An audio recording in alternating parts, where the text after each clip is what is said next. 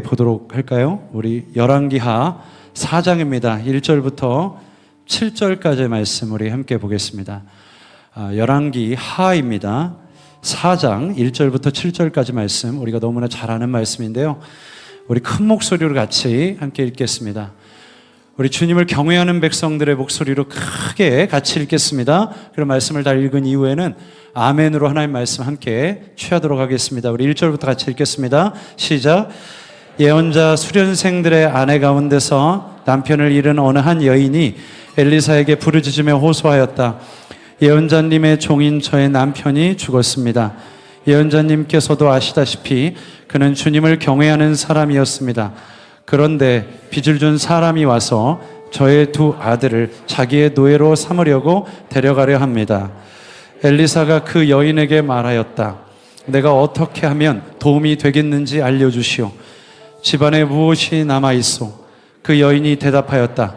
집안에는 기름 한 병 말고는 아무것도 없습니다. 엘리사가 말하였다. 나가서 이웃 사람들에게 빈 그릇을 빌려오시오. 되도록 많이 빌려와서 두 아들만 데리고 집으로 들어가 문을 닫고 그 그릇마다 모두 기름을 부어서 채워지는 대로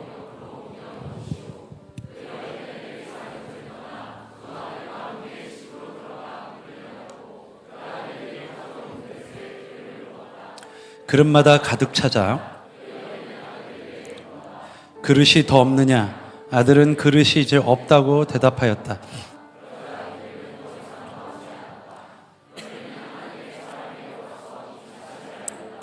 하나님의 사람이 그에게 말하였다. 가서 그 기름을 팔아 빚을 갚고 그 나머지는 모자의 생활비로 쓰도록 하시오. 아멘. 무더웠던 여름이 다 간 것 같습니다. 오늘부로 좀 시원해졌죠? 한국의 계절이 말씀드린 대로 5계절로 바뀌는 것 같아요. 봄, 여름, 지옥, 가을, 겨울로 바뀌었는데 지옥이 가고 이제 여름이 왔습니다. 조금 선선한 여름이 온 것 같아요. 이러다 또 확 추워지겠죠? 가을은 여러모로 기도하기 좋은 계절입니다. 그래서 꼭 매주 한 주 한 주가 지날수록 또 많은 기도의 제목을 가지신 많은 청년들이 이 자리에 와서 함께 우리 손잡고 기도하는 이 시간 되기를 주님의 이름으로 축복합니다. 저는 20년 전에 예수님을 처음 만났습니다. 인격적으로 예수님 만나고 저의 삶에 큰 변화가 찾아왔어요. 그래서 제가 오랫동안 섬겼던 모교회에서 신앙생활을 물론 했습니다만 저를 신앙을 지도해 줄 사람이 필요하겠다라고 생각을 해서 그때 당시 안성에 계셨던 우리 박보영 목사님을 찾아왔고 그래서 계속 함께 지내면서 가까이서 그 삶을 좀 오랫동안 지켜봤습니다.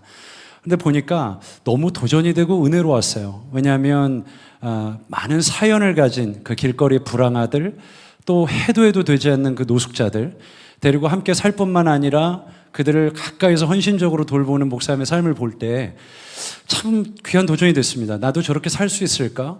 목사님 참 귀한 부르심을 받았구나. 그리고 제가 예수를 믿고 난 이후에 시간이 어느 정도 지났을 때 아마 여러분들도 비슷한 고민하셨을 거라고 생각해요. 분명히 주님을 만난 것도 사실이고 그리고 이제는 부인할 수 없는 이 좁은 길을 걸어야 할 텐데 문제는 주님이 나를 어디로 부르셨을까? 나는 평생 무엇 하며 살아가야 될까? 내 사명은 뭐지? 내 은사와 달란트는 뭘까? 그런 고민들을 많이 해보게 됐어요. 저도 그런 고민을 참 많이 했는데 저희 목사님을 보면서 그래, 목사님은 저런 부르심을 받았구나. 목사님의 은사를 보니까 저런 정말 인생의 깊은 그늘 가운데 있는 사람들을 빛 가운데로 인도하고 또 그 사람들의 삶을 섬기는 것이 또 우리 목사님의 은사겠구나. 나는 뭘까? 그런 생각을 참 많이 했더랬습니다. 저희 목사님한테 그래서 물어봤어요. 목사님은 부르심을 어떻게 받았나? 기도하다 받았나? 무슨 특별한 체험이 있었나? 아니면 목사님의 멘토가 당신 앞으로 이런 길을 가시오 라고 설명을 해줬나? 그래서 저도 물어봤어요. 목사님 참 귀한 일을 하시는데 이게 목사님의 부르심이죠? 참 귀한 것 같습니다. 어떻게 하다가 이 일을 시작하셨어요? 이렇게 물었는데 목사님의 대답이 의외였어요. 새벽 2시쯤에 기도하는데 환상을 봤어 라고 대답을 했다면 굉장히 납득이 됐겠죠. 내 멘토가 기도하는데 너는 이 길이야 라고 이야기를 해줬다면 제가 고개를 끄덕이고 그렇구나 라고 생각을 했을 거예요. 근데 저희 목사님 뭐라고 하시냐면 아주 단순한 얘기를 하시는 거예요. 할 수 있는 일이 이거밖에 없었어. 그렇게 얘기를 하시더라고요. 그게 단가요? 그랬더니 그게 다래요. 진짜 할 수 있는 일이 그거밖에 없어서 길에 나가봤더니 눈에 뵈는 게 노숙자고, 봤더니 사연 많은 아이들이 보이길래 그냥 혼자 살기는 좀 적적하고, 그래서 아이들을 데려다 키운 게 내 사역의 시작이야. 그렇게 이야기를 해서 제가 굉장히 놀랬던 기억이 있어요. 아, 특별한 부르심이 아니구나. 어떤 하나님의 사람들, 특별한 어떤 일을 하나님 앞에 하는 사람들이 하나님 앞에 어떤 특별한 체험을 한 이후에 이런 일을 하는 게 아니라는 것을 그때 제가 깨닫게 됐어요. 여러분, 하나님은 우리가 당장 시작할 수 없는 거, 우리한테 없는 거, 우리의 능력상 그 일을 감당할 수 없는 수준의 일인데 우리한테 그냥 입 다물고 하라면 해, 이런 식으로 몰아붙여서 우리한테 억지로 강요하고 시키는 분이 절대로 아니세요. 하나님은 도리어 우리가 가진 작은 능력으로 당장 할 수 있고 지금 당장 뛰어들 수 있는 일에 헌신하기를 원하시는 분이신 걸 저는 분명히 믿습니다. 오늘 우리가 읽은 본문 말씀은 우리가 너무나 잘 아는 말씀이에요. 엘리야가 승천한 이후에 요단강에서 빠이빠이 하고 올라갑니다. 엘리사가 그걸 보고 다른 제자들은 그냥 멀찍이서 바라보는데 엘리사는 갑절의 은혜가 필요했어요. 그래서 끝까지 따라가서 이 엘리야가 올라가는 바짓끄랭이를 붙잡고 나를 축복해달라고 간청을 하는데, 내게 구하라. 뭘 해주랴? 갑절의 영감을 주십시오. 당신에게 역사하는 성령의 능력이 내게 갑절이나 역사하길 원합니다. 그러니까 그대로 될 것이다. 그리고 하늘로 올라갑니다. 불말과 불병거를 타고 올라가죠.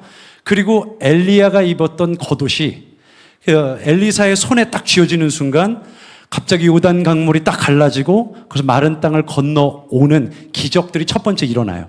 그리고 엘리사의 삶에 엘리야에게 함께 하셨던 하나님의 거룩한 은혜가 막 나타나기 시작해요. 엘리사가 여러 기적들을 일으키는데 오늘 우리가 읽은 본문은 네 번째 기적입니다.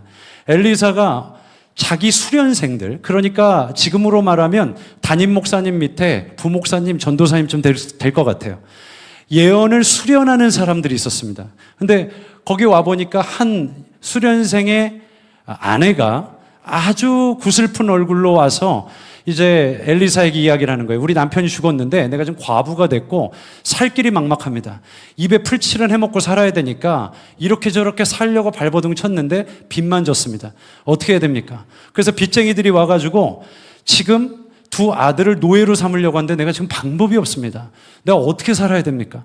이렇게 묻는데 엘리사가 자기의 수련생이었던 한 남자가 죽음을 당하고 그 다음 그 아내가 홀로 남겨진 모습이 안타까웠는지 기도를 해요. 그리고 내가 무엇을 해주면 좋겠습니까? 그리고 묻습니다. 당신 집에 남은 게 뭡니까? 기름 한 병 남았습니다. 그거 가지고 와라. 그리고 그걸 가지고 빈 그릇을 많이 되도록 빌려와서 두 아들을 데리고 문 닫고 방 안에 들어가서 계속 부어라. 그러면 그 그릇에 기름이 계속 마르지 않고 부어질 것이다. 이것이 엄청난 기적이었어요. 그대로 했을 때 그 기적은 그대로, 정말 엘리사가 말한 그대로 일어나게 돼요. 이 일을 이 과부가 겪고 나서 정말 충격을 받습니다. 제가 최근에 이 열왕기하 4장 말씀을 쭉 묵상을 하다 무슨 생각을 했냐면, 이게 하나님이 역사하시는 영의 원리고 영의 방식이구나 라는 생각이 들었어요. 하나님은 없는 것 가지고 지금 내가 부자로 만들어주마, 그런 분 아니에요. 지금 네가 가진 것이 무엇이냐, 남은 게 뭐니, 뭘 가지고 있니, 그거 가지고 하나님은 기름 부어 역사하시더라는 거예요. 여러분, 하나님은 꼭 그런 방식을 취하십니다. 모세도 처음 콜링을 할 때 주님께서 그러시죠. 가라. 전 못 갑니다. 가서 내 백성을 구원해서 나로 예배하게 해라. 그런데 나는 못 갑니다. 계속 이 모세가 거절을 하죠. 그런데 하나님께서 그렇게 물어요. 네 손에 든 것이 무엇이냐. 갑자기 어느 날 위에서 시원하게 불 한 번 내려가지고 이전에 없던 능력을 행하게 하시는 게 아니라 갑자기 그렇게 물으시는 거예요. 네 손에 든 게 뭐냐? 지팡이입니다. 마른 지팡이. 그 지팡이를 던져라. 그러니까 뱀이 되죠. 다시 잡으니까 지팡이가 돼요. 하나님께서 항상 가진 것을 가지고 역사하세요. 그 마른 지팡이는 홍해를 가를 때도 쓰임을 받습니다. 지팡이를 손에 들고 바다 위로 손을 높이 들어라. 그러자 홍해가 갈라지죠. 하나님께서는 항상 그런 방식을 취하세요. 우리는 항상 기도할 때 그래요. 하나님, 내가 이것을 저에게 주시면, 기도하다 이런 능력을 내게 맡겨주신다면, 내 삶을 열어주신다면, 이런 위치에 올라가게 하신다면, 이런 성취를 얻게 하신다면 하나님, 제가 주님을 위해 일하겠습니다. 아니요. 하나님 그렇게 말씀하지 않으세요. 네가 가진 게 뭐냐? 내 인생 남은 게 뭐가 있습니까? 다 실패했습니다. 되는 거 왜 이렇게 없고 막히는 것뿐입니까? 아니, 그래도 네 삶에 남은 게 뭐냐? 그렇게 물으시는 거예요. 네 손에 쥔 게 뭔데? 그거 가지고 내가 역사할게. 그러니까 주님은 멀찍이 우리 손에 닿을 수도 없는 어떤 대단한 것을 가지고 역사하시는 게 아니라 여러분 삶에 있는 보잘것없는 것, 별거 아니어 보이는 것, 여러분의 작은 능력을 가지고 하나님은 기름 부어 역사하시더라는 거예요. 저는 처음 청년 사역을 하던 때가 기억이 나요. 제가 이제 한 9년 차, 10년 차쯤 된 것 같아요. 왜 9년이면 9년이고 10년이면 10년이지 왜 9년에서 10년이 된 것 같냐? 잘 기억이 안 나기 때문이에요. 언제 시작이 됐는지. 근데 어쨌든 이 마가의 다락방에서 처음 청년들과 예배를 할 때 몇 명이랑 예배를 드렸냐면 9명이랑 처음 예배를 드렸어요. 저는 그때 어떻게 설교를 해야 되는지도 모르고 그냥 기타 하나 딱 둘러매고 찬양 한 곡 부르고 우리 함께 열심히 삽시다. 그리고 기도했던 게 생각이 나요. 누구 하나 가르쳐주는 사람도 없고 알려주는 사람도 없었기 때문에 그냥 했어요. 그냥. 그래서 누가 저한테 물어보더라고요. 청년 사역의 비전이 뭐냐고. 그래서 모르겠다고 그랬어요. 없다고 그런 거. 그냥 열심히 기도하는 게 다라고. 그래서 정말 붙들고 열심히 기도하는 게 전부예요. 어느 날 저희 목사님이 너 이제부터 청년 사역 좀 해봐라. 그래서 제가 목사님 저는 그쪽에 달란트가 없습니다. 그래서 저는 그쪽에 은사가 없는 것 같아요. 근데 목사님이 툭 던져 하신 한마디가 저의 평생 사역에 큰 도움이 됐습니다. 이렇게 말씀하셨어요. 그냥 하라면 해. 그래서 그냥 하라면 하라고 해서 열심히 했어요. 그래서 할 줄 아는 게 없으니까 그냥 붙들고 열심히 기도만 했습니다. 수요일이 되면 붙들고 기도하고 또 토요일이 되면 예배 전에 붙들어다 놓고 기도하고 예배 전에 붙들어다 놓고 기도하고 그냥 생각해 보니까 한 게 그거밖에 없더라고요. 그래서 열심히 기도한 게 다였어요. 그리고 청년들의 이름을 쭉 놓고 그냥 기도한 게 저의 사역의 전부였거든요. 그런데 요즘에 문득 이렇게 뒤를 돌아보니까 무슨 생각이 드냐면 야, 진짜 하나님이 함께 하셨구나. 이걸 어떻게 설명을 할까? 만약에 내가 잘해서 된 거라면 딱딱 저도 여느 청년 사역자들이 하는 것처럼 청년 사역 매뉴얼 써가지고 1장 모아라, 2장 기도해라, 3장 찬양은 트렌디하게 그러면서 막 쓸 텐데 뭐 할 줄 아는 게 없어요. 그러니까 저한테 만약에 청년들이 어떻게 모이게 됐습니까? 이렇게 물으면 저는 할 말이 없어요. 진짜로. 처음부터 시작까지 A부터 Z까지 전부 다 하나님이 하신 거예요. 저는 뭐 했냐? 구경했어요. 아니, 하나 추가하자면 기도하고 구경했어요. 기도하고 어떻게 되는지 이렇게 지켜본 거죠. 그게 제가 한 모든 사역의 전부더라고요. 근데 얼마 전에 기도하는데 정말 감사한 거예요. 왜냐하면 와, 이거 정말 어디 가서 얘기하면 이거 믿을까? 거짓말이라고 하지 않을까? 그런 생각이 드는 거예요. 왜냐하면 저의 삶 속에 하나님께서 함께 해주신 은혜가 너무 큰 거예요. 어떻게 여기까지 왔을까?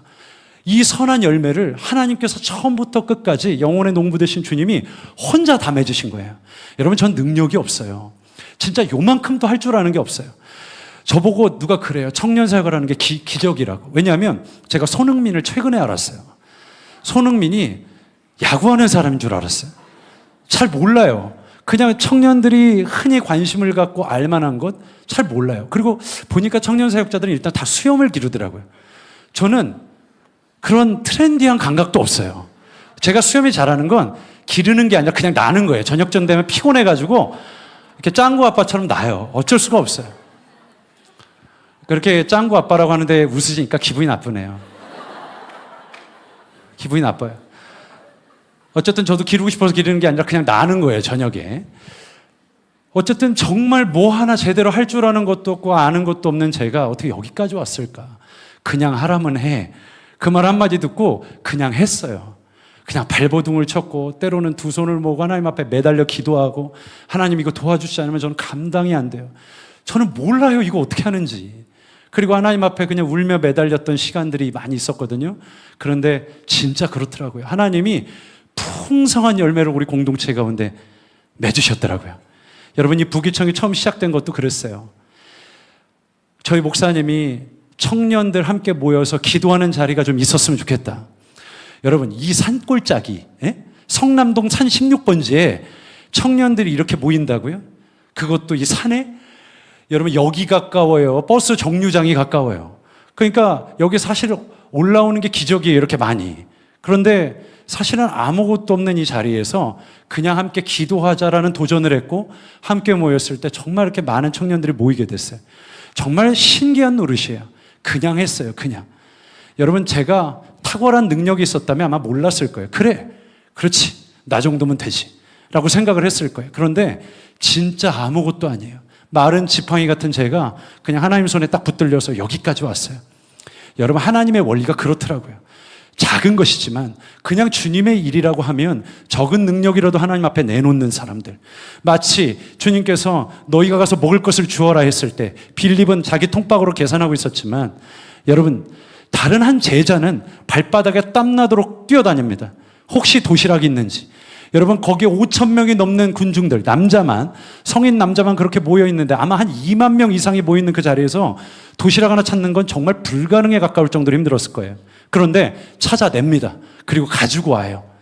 그리고 주님은 거기에 축사하사 기적을 일으키시는 재료로 쓰세요.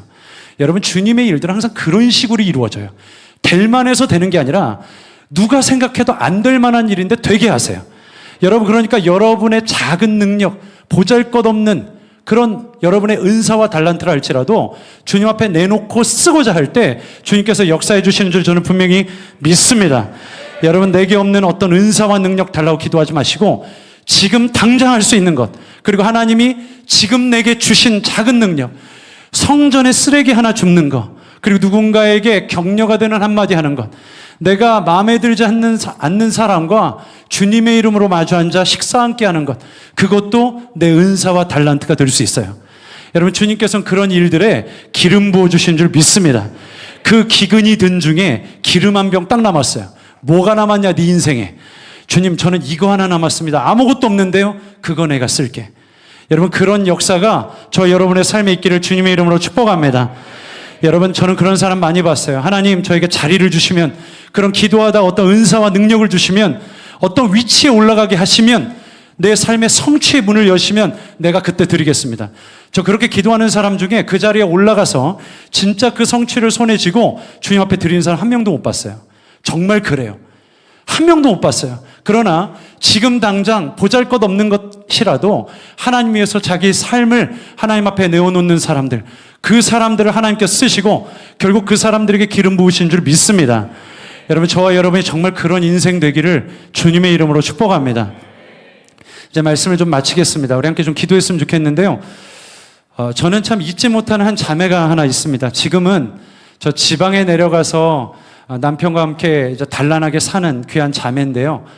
이 자매가 왜 기억이 나냐면 이 자매 간증 때문이에요. 이 자매는 여느 청년들처럼 대학 4년제도 못 나왔어요. 이 자매는 꿈이 있었습니다. 열심히 준비했어요. 그런데 본인이 원했던 그 꿈을 이루지 못했어요. 그리고 계속 시험을 보지만 계속 연이은 좌절을 경험합니다. 그런데 이 자매가 무엇을 하기 시작했냐면 우연히 한 어린 이 청소년 과외를 하게 됐는데 오랫동안 하게 됐어요. 돈을 벌려고 시작한 과외는 아니었던 것 같아요. 누군가의 소개로 사연이 있는 한 아이의 공부를 가르치기 시작했고 이 아이는 지적 장애가 있었기 때문에 아무리 가르쳐도 반복해서 교육을 해도 그렇게 성과가 있는 아이는 아니었어요. 쉽지 않았어요. 그런데 당장 자기가 할 수 있는 일은 그것밖에 없으니까 주님을 위해서 뭔가는 하고 싶은데 그 일에 뛰어든 거예요. 그래서 이 아이를 매주 만났고요. 서울에서 어느 한 금융회사를 들어갔는데 그 회사에서 일하면서 인천까지 오는 건 굉장히 힘들어요. 저 박촌까지 와서 오랜 시간, 여러분 교회 1시간 거리만 돼도 힘들어 죽겠다는 얘기 하잖아요. 근데 매주 거의 빠지지 않고 늘 오는 거예요. 와서 한 아이를 돌보는데 이 아이는 중학교 2학년인데 이 지적 수준이 초등학교 딱 4학년 수준이에요. 아무리 가르쳐도 계속 잊어버립니다. 그러니까 이 자매가 이 아이를 계속 돌보는데 이 아이가 꿈이 있는 거예요. 그럼 뭐냐면 대학에 가는 거예요. 보통은 이 아이는 특수학교를 다니는데 이 학교를 졸업하면 보통은 빨리 취업을 하는 게 일반적이래요. 그래서 콜센터나 뭐 여느 장애인들이 취업이 가능한 그런 곳에 이제 알선을 해서 가서 일을 하는 게 보통이랍니다. 그런데 이 아이도 그렇게 될 운명이었는데 이 아이의 꿈은 꼭 대학에 가서 공부를 하는 거였어요. 그 꿈을 알고 그때부터 이 자매가 돕기 시작해요. 계속 가르치고 돕는데 사실 뭐 대단한 걸 할 수도 없어요. 그냥 옆에서 지지해주고 그냥 같이 공부를 하는 거예요. 근데 이 아이가 고3이 됐을 때 할 수 있어, 될 수 있어, 갈 수 있어. 그리고 같이 공부를 하는데 학교 선생님이 연락이 온 거예요. 이 아이는 내가 봐도 아무리 봐도 대학을 갈 수가 없는 아이입니다. 근데 왜 아이에게 헛된 소망을 줘서 아이로 하여금 좌절을 하게 합니까? 이거는 좋은 방법이 아니지 않습니까? 정말 속상했겠죠. 그리고 전화를 끊고 이 아이에게 그때부터 예수님을 전하기 시작해요. 나는 예수님을 믿는 사람인데 우리 주님은 불가능이 없으셔. 그리고 함께 기도하고 하나님이 어떻게 하시는지 한번 같이 보자. 그리고 그런 장애인 전용이 있는 학교들을 쭉 알아본 거예요. 근데 한양대가 있더래요. 그래서 알아보고 우리 여기를 준비하자. 그리고 그때부터 100일 동안 하루도 빼지 않고 늘 온 거예요. 그래서 이 아이를 뭐 돈 한 푼 주는 것도 아닌데 이 아이를 만나러 가서 늘 가르치는 거예요. 그게 자기가 할 수 있는 전부라고 생각을 했던 것 같아요. 그리고 이 아이에게 매일 100일 동안 면접을 훈련을 시키는데 어느 날 이 아이는 면접에 통과를 하게 돼요. 그리고 대학생이 됐어요. 그리고 어느 날 이 지적 장애가 있던 이 청소년 아이가 이 자매에게 그러더래요. 하나님이 정말 살아계신 것 같다고. 근데 그 이야기를 듣고 얼마나 좋아하는지. 여러분 아마 우리는 주님의 일이라고 하면 특별하고 대단한 것을 생각하는지 몰라요. 주님의 일 하면 먼 나라 무슨 선교 가는 거, 어떤 대단한 일 하는 거, 교회에서 어떤 직분 받고 교회에서 알아줄 만한 그런 어떤 대단한 일을 하는 것. 그러나 그렇지 않거든요. 여러분 주님의 기름 부음은 우리가 가진 작은 능력을 가지고 진심으로 일할 때 나타나는 줄 믿습니다. 여러분 당장 할 수 있는 일들, 주님이 기뻐하실 만한 일들에 그냥 뛰어드세요. 가만히 있지 마시고 기다리지 마시고 여러분 이 기근이 영적으로 기근이 든 이 땅 가운데 여러분 기름 한 병이면 충분해요. 그거 가지고 주님이 기뻐하실 만한 일이라면 어디든지 뛰어들어 일하세요. 그리고 가만히 있지 마세요. 여러분 그런 사람들에게 주님의 기름 부음과 주님의 함께 하심이 임할지어다. 여러분 그런 은혜가 우리에게 있기를 정말 축복합니다. 여러분 혹시 우리의 삶 가운데 또 여러분의 교회 가운데 여러분 일하는 직장 가운데 또 다니시는 캠퍼스 가운데 주님의 기쁨이 될 만한 일이 보이거든 그냥 뛰어드세요. 생각하고 통박 굴리지 마세요. 그냥 하세요. 내가 이것밖에 안 되는데 이게 될까? 이거 한다고 뭐가 되겠어? 예, 그거 한다고 돼요. 주님께서는 우리의 기대와 우리의 상식, 우리의 수준대로 일하시는 분이 아니잖아요. 항상 뛰어넘어 일하시는 분인 줄 믿습니다. 여러분 우리의 젊음을 가진 이때에 정말 주님이 기뻐하시는 그 일에 뛰어들어서 불을 일으키는 우리가 되기를 주님의 이름으로 축복합니다. 작은 기도 한 자락도 괜찮아요. 누군가에게 손을 내미는 것도 괜찮아요. 친절을 베푸는 것도 괜찮아요. 그 어떤 것도 괜찮아요. 여러분이 가진 은사와 달란트대로 작은 것 하나를 섬기세요. 그때 이 기근이 든 땅에 주님의 기름 부음이 임할 줄 믿습니다. 언젠가 뒤를 돌아볼 때 여러분 저와 같은 고백을 할 거예요. 나는 아무것도 아니라고 생각했는데 하나님이 정말 나를 통해 일하셨네. 어떻게 이렇게 하셨을까? 하나님께서 도대체 내가 뭐라고 나를 이렇게 써주셨을까? 여러분 그런 고백을 하는 한 사람의 고백을 하나님께서 얼마나 기뻐하시겠어요? 여러분 우리 정말 그런 인생 되기를 주님의 이름으로 축복합니다. 기름 한 병을 가진 인생. 주님께서 오늘 기도하다가 너한테 남은 게 뭐냐? 그렇게 물으시거든. 주님 나는 드릴 게 없어요. 난 이것밖에 없어요. 예, 그거 드리세요. 네 손에 든 것이 무엇이냐? 예, 주님 저는 이것밖에 없습니다. 그거 드리시라고요. 오늘 기도하다가 정말 여러분의 손에 쥔 바로 남은 것 없는 그 몇 푼어치 안 되는 여러분의 그 은사와 달란트에 주님께서 기름 부어주시는 이 밤 되기를 주님의 이름으로 축복합니다.